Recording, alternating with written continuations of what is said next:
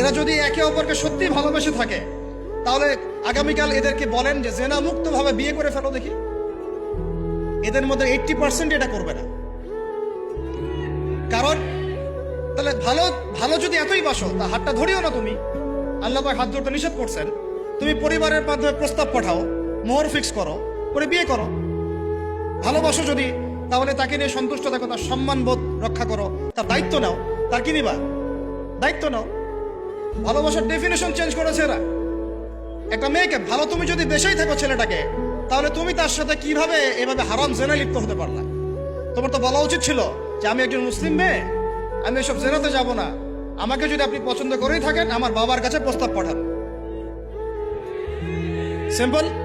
এরপর পরিবারের মাধ্যমে আহাদ হবে, তারপরে আমরা আখতে হবে, সেখানে আমাদের মোহর থাকবে, সাক্ষী থাকবে, আল্লাহর কালিমা সাক্ষী রেখে আমরা বিয়ে করে ফেলব।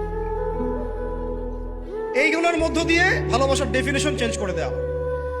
ভালোবাসার মানে যেটা ছিল সম্মান, ওইটার নাম হয়ে গেল এখন যৌনতা।